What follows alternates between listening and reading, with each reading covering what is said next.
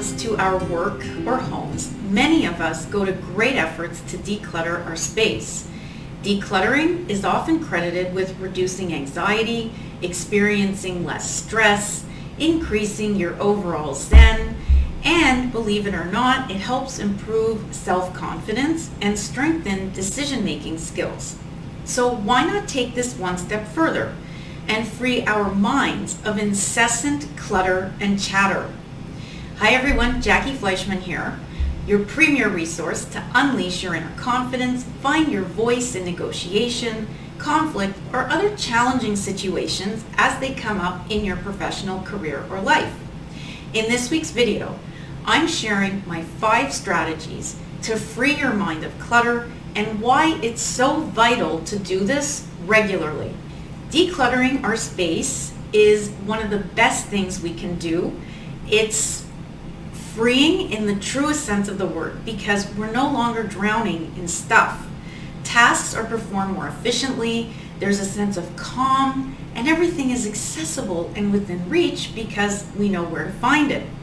These same principles apply when promoting mental fitness. The challenge is we are overwhelmed on a daily basis. Maybe your mind is occupied with something that happened in the past, or maybe you're worried about something that's going to happen in the future. Your to-do list is always front and center. You have to research for that presentation you need to put together. Whatever it is, our minds act as bookmarks, placeholders, and mental closets for everything. Without organizing and sifting through this volume of information, we become anxious, stressed, weighed down, and we're not able to create the clarity or focus on things that matter right now, today. This is as much an exercise in compartmentalizing our thoughts and emotions as it is in letting go of certain things that are taking up space without purpose.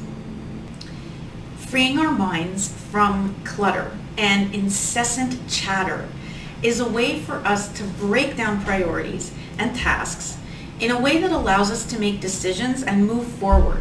Instead of focusing on what we're not getting done and how difficult something is, we break it down into actionable steps. Here are my 5 strategies to help you conquer overwhelm and decision fatigue. Number 1, prioritize and organize. What are the things that matter the most to you? Goals come in all shapes and sizes, from long-term, medium, and short to today, this week, and this month or next month. Among the daily to-dos and weekly meetings and projects, it's helpful to put some context around what I'm working on now and what I'm working towards. On the last Sunday of every month, I take stock of what I accomplished this previous month, what I didn't get around to doing, what I didn't complete, and what's coming up in the month or week ahead. I'm constantly moving things around and reprioritizing so I stay focused on what's most pressing. Figure out what your focus is and prioritize around it. I always account for a certain amount of adaptability because schedules shift and things change all the time, but your focus should stay steady. 2, be decisive. Decision fatigue sets in when we can't decide how to proceed. Maybe takes up a lot of headspace. It occupies our thoughts and prevents us from moving forward. Are you strategizing or delaying a decision? If you're delaying a decision, make a pros and cons list. Once you decide, own the decision and move on. This should help you put it to rest and return to your focus and priorities. Likewise, if you're strategizing over something, you can do an equally effective pros and cons list. Why you should do something, what are the long-term benefits.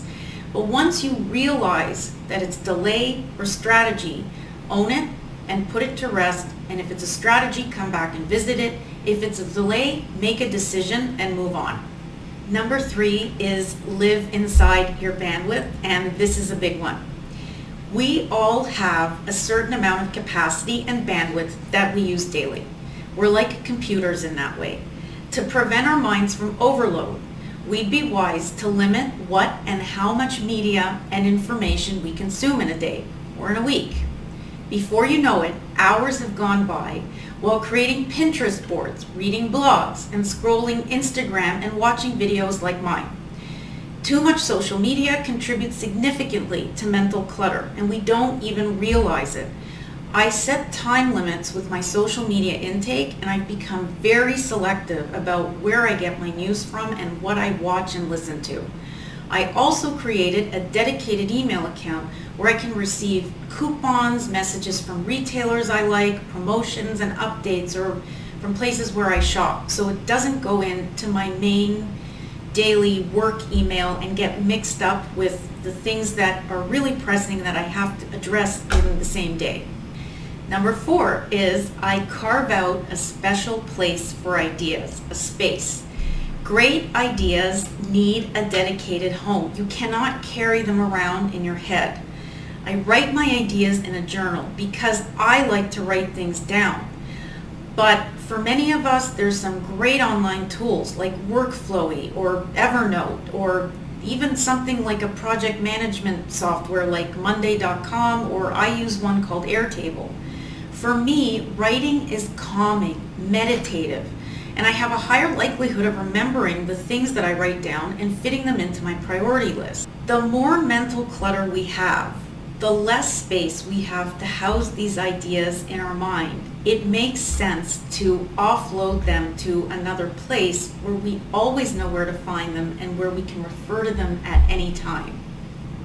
And finally, the 5th strategy I use to keep mental clutter at bay: I keep negativity at a good distance away. By far, the hardest way to declutter our minds and the most challenging, but the most effective once we master this, is to keep negativity at bay. Reducing stress, boosting our confidence, letting go of our fears depends on eliminating unnecessary and negative thoughts. Whether it's negative self-talk or it comes from an outside source, make a concerted effort to try to replace your negative thoughts with positive ones. What we think extends to how we feel. So if you haven't been able to focus or get clarity, or you're suffering from decision fatigue, tap into your confidence, free up some headspace, shed your overwhelm, and take purposeful action. I'm Jackie Fleischman. Thank you for watching this video today. If you like my tips, tactics, and strategies, please subscribe to my YouTube channel.